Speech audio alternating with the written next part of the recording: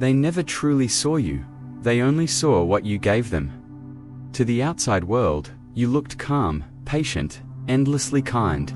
The dependable one, the one who would always listen, always show up, always carry what was too heavy for anyone else to bear. But inside, you were carrying the weight of everyone's storms, quietly drowning beneath waves that weren't even yours. And somewhere along the way, you convinced yourself this was love.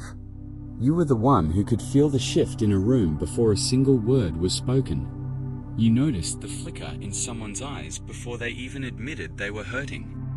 Sensed the unshed tears in a voice that pretended to be fine. This wasn't something you learned, it was written into your very being. Since childhood, you've been the safe place, the quiet sanctuary in a world of noise. People came to you because you could hold their chaos without breaking. Or so they thought. But here's the part no one talks about. Being the safe place is not free. It's not a gift without a cost. Every confession, every late night call, every moment you spent being the strong one, it took something from you. It drained you drop by drop until you barely recognized yourself.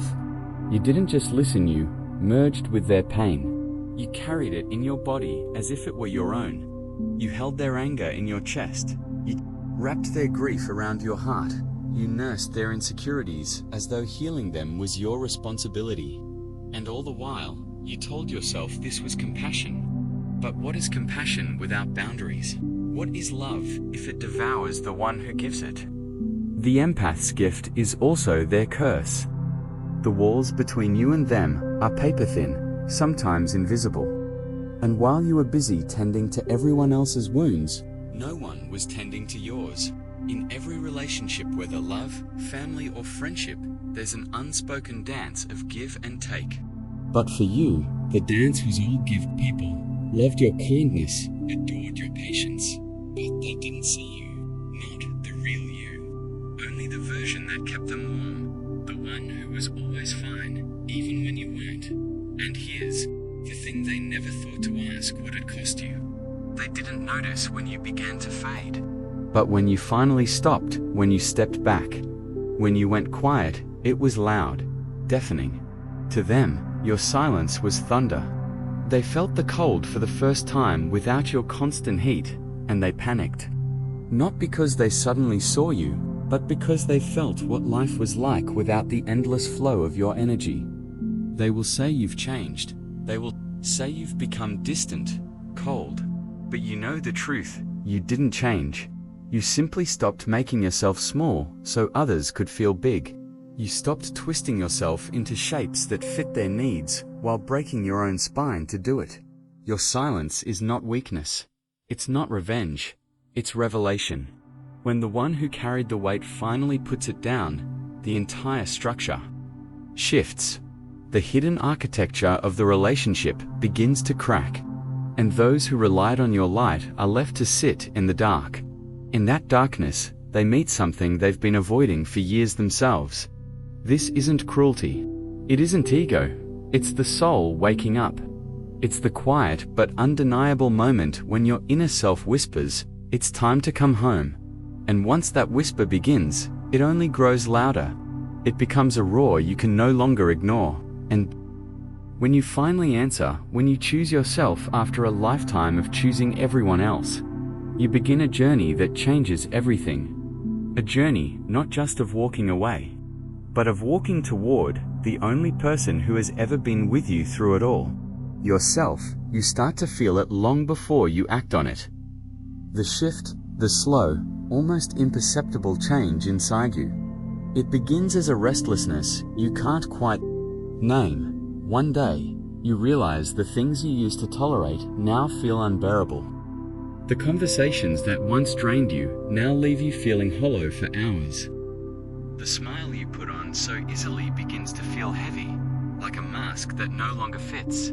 And deep inside, your soul whispers again, "It's time." At first, you try to ignore it. You tell yourself you're imagining things, that this is just a phase. You try harder, give more, smile wider, hold space for people, even when you're running on fumes. But no matter how much you give, the whisper doesn't fade, it grows louder. It's not anger, not bitterness, it's truth. The truth that you have been pouring from an empty cup for far too long. The awakening doesn't come with fireworks. It's not a dramatic movie moment where everything changes in an instant. No, it's quiet. It's still. It's like standing in a familiar room and suddenly noticing the cracks in the walls that have been there for years. It's the slow understanding that you can't keep living this way, and then you begin the sacred exit. You don't announce it. You don't write a grand speech or demand apologies. You simply start pulling your energy back. The conversations you once felt obligated to have, you let them pass unanswered. The gatherings you used to attend out of guilt, you politely decline. You stop explaining yourself, stop over-justifying every choice, stop handing out pieces of yourself like free samples. This is where the fear creeps in, not yours, but theirs. The people who fed on your endless giving feel the shift immediately. Some will try to pull you back. They'll test your boundaries, remind you of the you. They preferred the one who never said no, never asked for anything in return. Others will play the victim, twisting your withdrawal into betrayal, and you will be tempted to go back. To apologize for protecting yourself, to soothe their discomfort, even if it means sacrificing your own healing. But this time, you pause, you breathe, and you remember. Choosing yourself is not cruelty, it's survival. The sacred exit is not about abandoning others, it's about coming home to yourself. It's about finally recognizing that your worth isn't measured by how much you can endure for the sake of someone else. It's about understanding that love without respect for your boundaries is not worth its dependence. There will be moments when you feel lonely, moments when the silence feels heavier than the chaos you left behind. But give it time, because in that silence, something beautiful begins to grow. Your own voice clearer, steadier, stronger than you ever remembered it being. You start to notice the little things again. The way the sun feels on your skin, the sound of your own laughter when it's real, not forced. You remember what it's like to have energy at the end of the day because you didn't give it all away before noon. And slowly, you begin to understand this. It's what freedom feels like. People will have their opinions. Some will call you selfish. Others will quietly respect you from a distance. But the truth is, this journey isn't about them. It never was. It's about you learning that the most sacred love you will ever experience is the one you give yourself.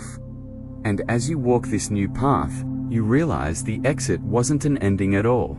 It was the beginning of a life where you no longer disappear into other people's shadows.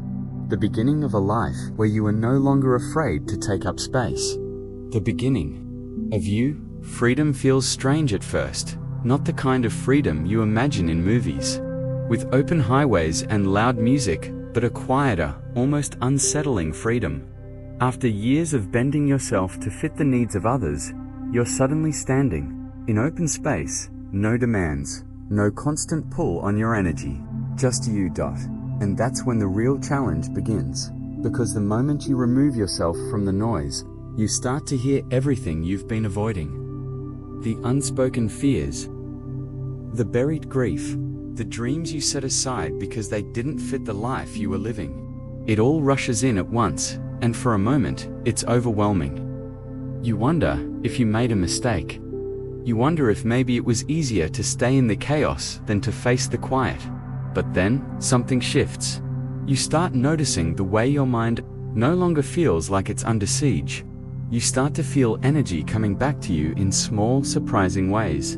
You wake up without that familiar heaviness pressing on your chest, and you realize peace isn't always loud or exciting. Sometimes it's simply the absence of what was breaking you. Yet the world around you doesn't change just because you do. People from your past will still reach out. Some will try to pull you back into old patterns. They'll ask for just one more favor. They'll tell you they miss the old you. They'll try to guilt you into shrinking again. This is where the work deepens. Setting boundaries once is an act of courage. Maintaining them is an act of devotion to yourself. You learn that it's not enough to walk away physically. You have to walk away emotionally, mentally, spiritually. You have to stop replaying the old conversations in your head. Stop writing imaginary letters to people who will never understand. Stop needing them to see your side of the story. Because the truth is, closure rarely comes from the other person. Closure is what you give yourself when you decide the chapter is over, even if the page is left blank. And so, you start to write new pages. You do small things for yourself, not to prove anything to anyone, but simply because they bring you joy. You buy yourself flowers without waiting for a special occasion. You sit in coffee shops and read books you've always wanted to read. You walk through your own city as if you're seeing it for the first time. These small acts, they're not just hobbies, they're explanations. Little pieces of yourself coming back home. Slowly, you stop looking over your shoulder. You stop scanning the horizon for someone else's needs. You start living from the inside out instead of the outside in. And the more you do, the more you realize something you never saw before. Your empathy was never the problem. The problem was giving it to people who saw it as a resource, not a gift. Now, you give it differently. You still care. You still feel deeply. But you no longer confuse self-sacrifice with love. You no longer mistake someone's comfort for your responsibility. You understand that your light shines brighter when it's fueled by self-respect. There's a calm strength in you now, one that doesn't need to be loud to be felt. People will notice.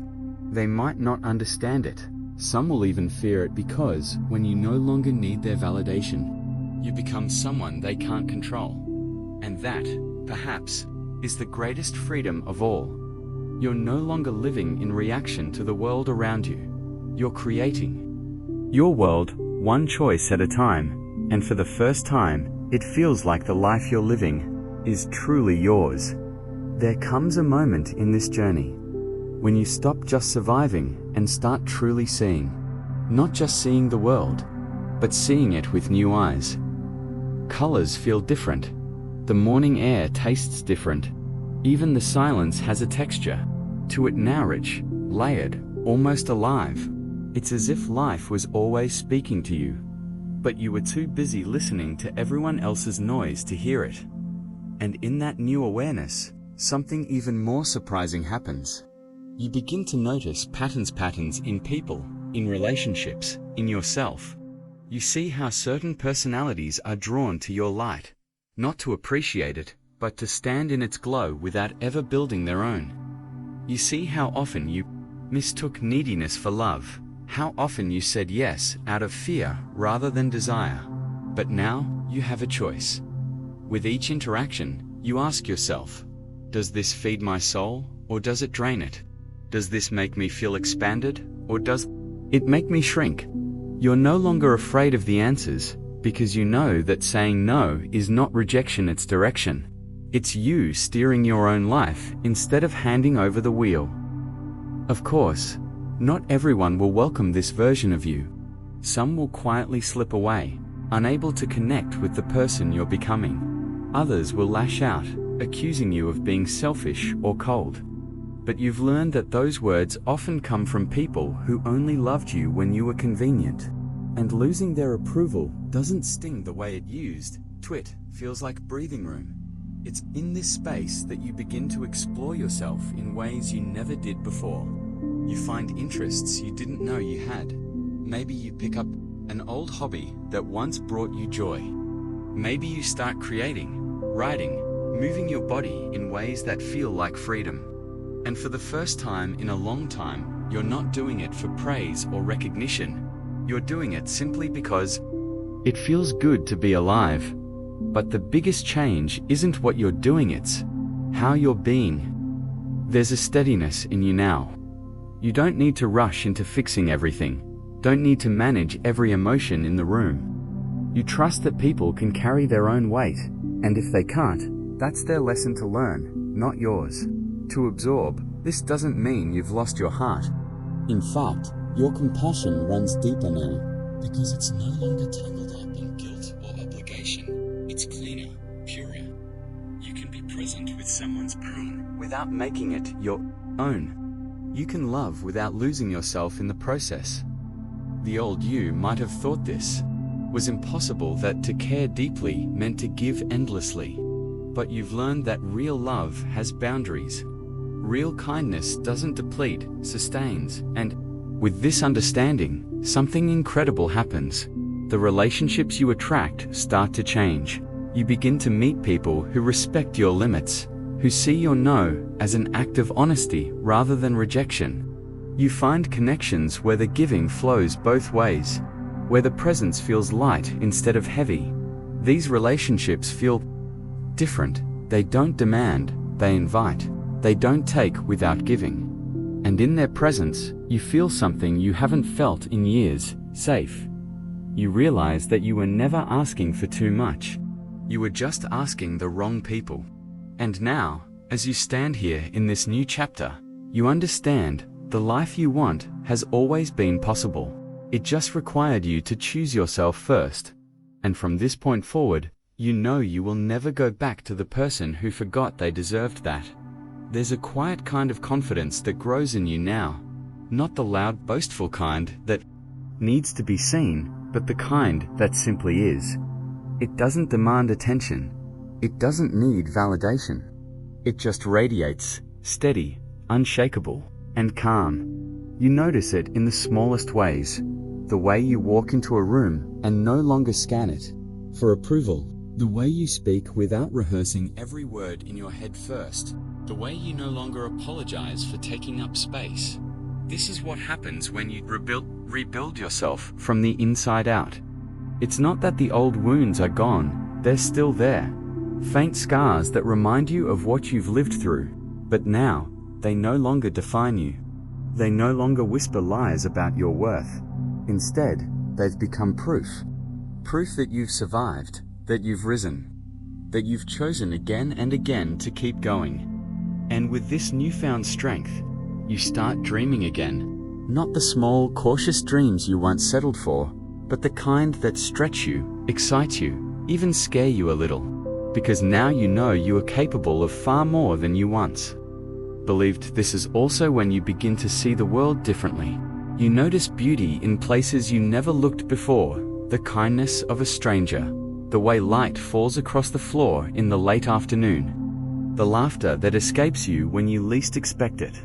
Life feels richer, fuller, and somehow more yours than it's ever been. But perhaps the most profound shift is in how you handle storms. You no longer crumble at the first sign of conflict.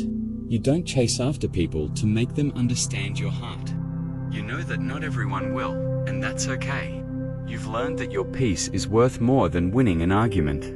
Your silence is no longer submission, it's self-respect. And because you've built this inner strength, you're no longer afraid of being alone.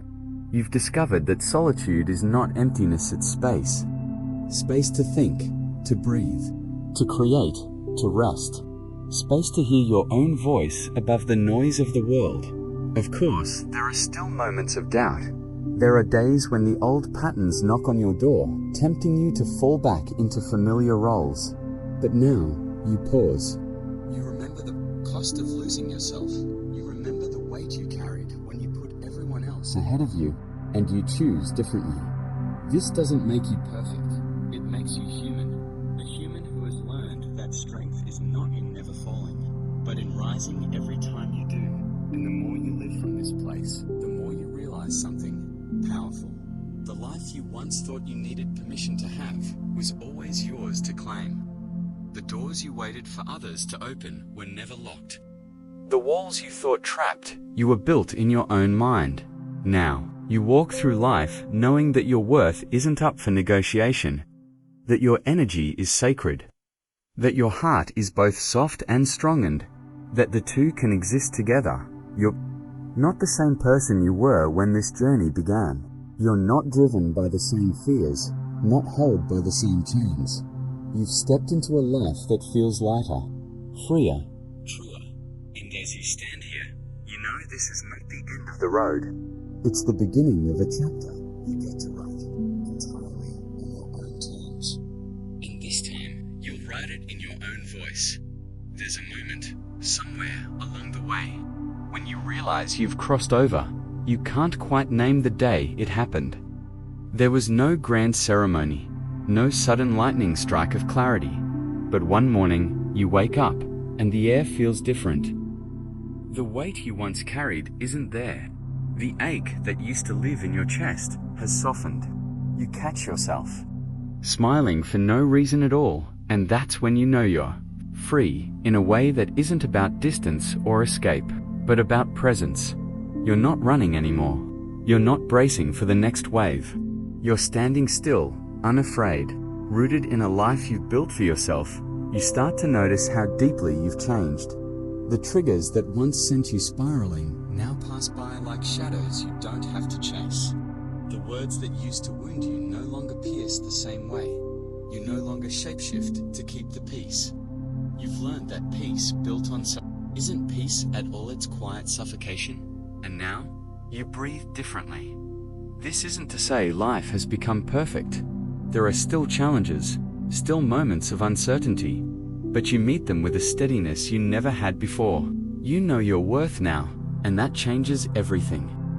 You don't cling to what's leaving. You don't beg for what's not meant for you. You trust that what's truly yours will find its way, and that you'll be ready to receive it when it does. The people in your life are different too. Some of them are the same faces, but they meet you differently now. They understand your boundaries, or they've learned to keep their distance. And the new ones, they see you not the version you crafted to be liked, but the real you they respect. The space you take, and they don't ask you to shrink. It's in these relationships that you feel the reward of the work you've done. The laughter is easier. The love feels lighter. There's no constant negotiation of your value. No scoreboard of who's given more. You've created a circle where your presence is enough, where your no is respected, where you can be silent without fear of being misunderstood. And perhaps the most beautiful part, you've made peace with your past. Not in the way that erases it, but in the way that transforms it. You see now that the people who hurt you were often doing the best they knew, how even if their best wasn't enough for you. You see that the versions of yourself you've outgrown were necessary steps in becoming who you are today. There's no bitterness left. Only gratitude. Gratitude for the lessons. Gratitude for the resilience you didn't know you had. Gratitude for the day you finally chose yourself, even when it was hard. Now, when you look in the mirror, you see someone who fought for themselves not in a battle against the world, but in a quiet rebellion against their own limits. You see someone who didn't just survive, but rebuilt. Someone who chose truth over comfort, growth over familiarity, and self-respect over approval. And as you step forward into whatever comes next, you carry with you the greatest gift you've ever given yourself, the knowledge that you are whole. Not because someone else completed you, not because you became flawless, but because you finally came home to yourself. From here, there's no going back. The life ahead is yours, wild, unpredictable, and beautiful. And for the first time, you're not afraid to live it.